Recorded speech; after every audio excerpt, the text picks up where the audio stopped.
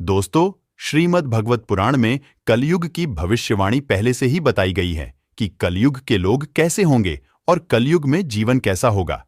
कलयुग में लोग कैसे कैसे हरकतें करेंगे। दोस्तों, ये सभी बातें हम इस वीडियो में प्रस्तुत करेंगे।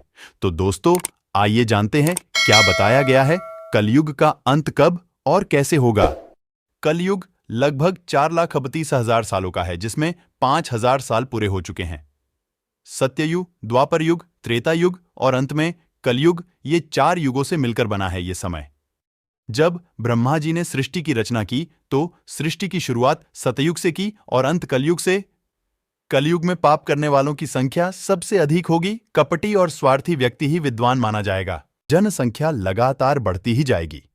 कलयुग में आश्रम और गुरुकुल जैसी कोई व्यवस्था नहीं होगी। वेदों का कोई पठनम नहीं करेगा। शिष्य गुरु का आदर नहीं करेंगे।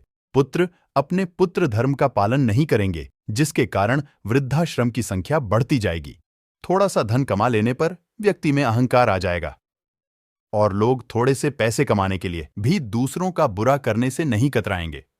अधिकांश धन घर बनाने में नष्ट हो जाएगा और जिससे दान पुण्य जैसे कार्य नहीं होंगे। कलयुग में मनुष्य की आयु सिर्फ 20 या 25 साल की हो जाएगी। कलयुग की स्त्रियां केवल धनवान पुरुष को ही अपना स्वामी मानेंगी और निर्धन पति को त्याग देगी। कलयुग की स्त्रियां अपनी रुचि के हिसाब से ही आचरण करेगी और हाव भाव विलास में ही उनका मन लगा रहेगा। कलयुग में धन रहित व्यक्ति को बेकार माना जाएगा।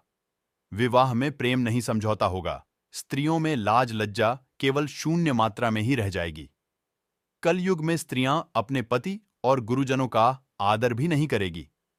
उसके अलावा वो दुराचारी पुरुषों से मिलने की अभिलाषा करेगी। कलयुग में लोग शरीर को ही जानने का कोई प्रयास ही नहीं करेगा। कलयुग में धर्म और कर्म में मानने वालों की संख्या कम हो जाएगी। कलयुग में राजा चोर और चोर राजा जैसा वर्तन करेगा। कलयुग में लोग रोगग्रस्त होंगे। स्त्री और पुरुष दोनों ही अधर्मी हो जाएंगे। दोनों ही विवाह धर्म का पालन नहीं करेंगे। कलयुग में व्यभिचार और भ्रष्टाचार चरम पर होगा और आत्मा को जानने का कोई प्रयास ही नहीं करेगा। कलयुग में धर्म और कर्म में मानने वालों की संख्या कम हो जाएगी। कलयुग में राजा चोर और चोर राजा जैसा वर्तन करेगा। कलयुग में लोग रोगग्रस्त होंगे। स्त्री और पुरुष दोनों ही अधर्मी हो जाएंगे। दोनों ही विवाह धर्म का पालन नहीं करेंगे। कलयुग में व्यभिचार और भ्रष्टाचार चरम पर होगा। केवल धनवान व्यक्ति ही न्याय पा सकेंगे और जो धन नहीं खर्च पाएगा उसे न्याय के लिए दर दर की ठोकरें खानी होंगी। कलयुग में कौन व्यक्ति किस व्यक्ति की मदद कर रहा है, यह पता ही नहीं लगेगा। आपको जो सहयोगी दिख रहा है वह पीछे षड्यंत्र कर रहा होगा। कलयुग दिखावे का युग होगा। लोग सिर्फ दूसरों के सामने अच्छा दिखने के लिए धर्म कर्म के काम करेंगे। घोर कलयुग में वो दौर भी आएगा जब चारों तरफ अशांति और त्राही होगी। कलयुग में हर ओर पाप ही पाप होंगे।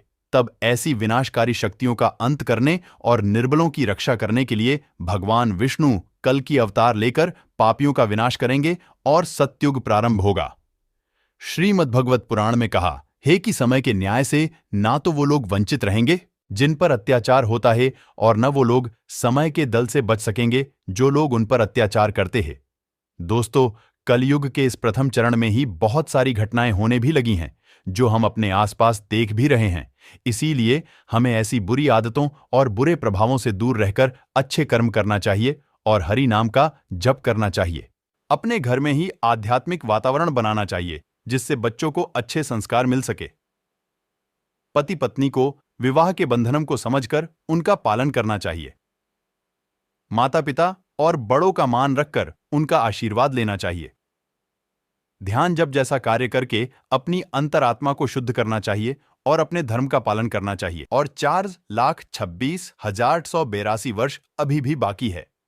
ऐसी विनाशकारी शक्तियों का अंत करने और निर्बलों की रक्षा करने के लिए भगवान विष्णु कल की अवतार लेकर पापियों का विनाश करेंगे और सतयुग का प्रारंभ होगा।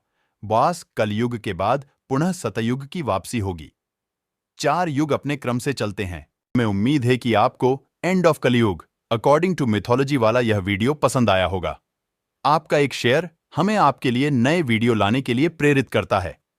ऐसी ही कहानी के बारे में जानने के लिए हमारे साथ जुड़े रहे। धन्यवाद।